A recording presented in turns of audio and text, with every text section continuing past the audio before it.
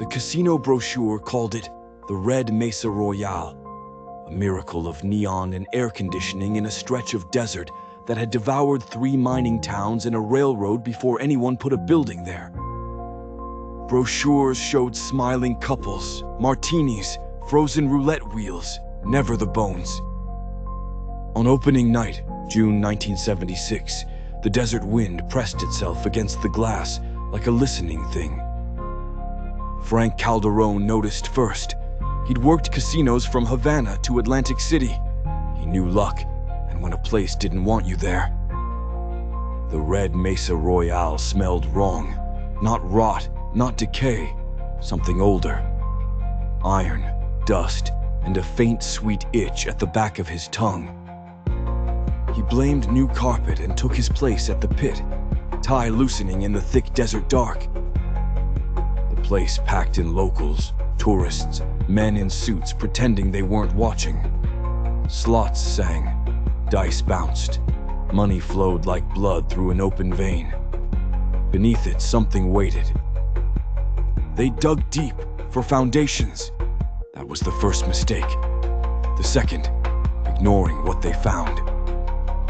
Construction reports said anomalous remains, bones too old to classify, not buried, piled, broken, burned. A consultant archaeologist urged a halt. Owners paid him double to sign off. Bulldozers returned, exposing blackened stone circles, grooves in bedrock like human teeth, an ash-filled pit with something slick that resisted testing because samples kept disappearing. Workers vanished too. The foundation was poured.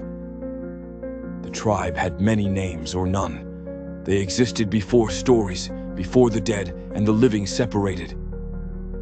Hunger was holy. To eat was to remember, to inherit strength and dreams, prepared, thanked. The ground drank deeply. When full, it watched. By midnight, the Royale hummed. Frank noticed the first oddity at table 9. A woman, late 40s, eyes glassy, lost for hours, and then she won, big, chips piled high. Suddenly, her hands sunk into the green felt, vanishing to the wrists. She screamed. The table convulsed. She was pulled in as the felt stretched and then snapped, smooth and pristine, as if she'd never existed.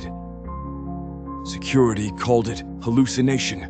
Management, gas. Frank, structural anomaly. The pit boss Marlene dreamed of mouths in the floor, walls flexing like ribs, a slow drumbeat underground. She woke tasting ash, unable to eat, always hungry. She lingered by the sub-basement where no guests were allowed, listening to chanting, sometimes answering. The gamblers changed. They stayed for hours, hands bleeding, eyes unfocused. When staff intervened, patrons screamed in unknown tongues. Doctors called it hysteria. The sheriff, a containment problem. The owners, unacceptable publicity. They doubled security and issued buffet vouchers. The buffet worsened things. Meat missing, bones crushed, bite marks in steel. A cook vanished in the freezer, found only by his neatly folded clothes and a drain slick with something thick and red.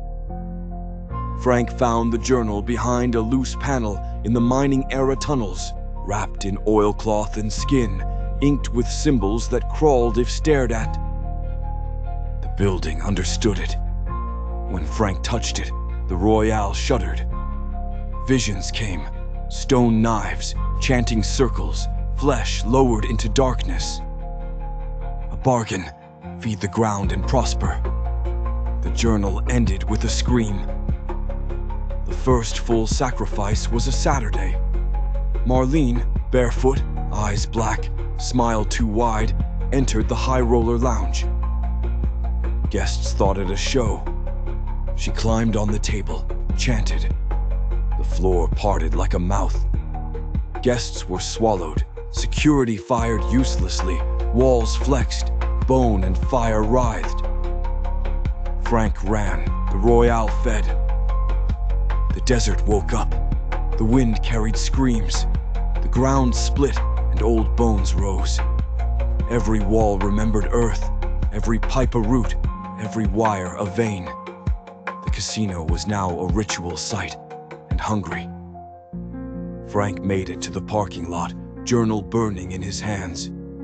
Behind, the Royale collapsed inward, neon dying, music cut off, the ground sealed. Silence, and on the air, a sweet, old smell. Frank walked until dawn, never shaking the emptiness in his gut.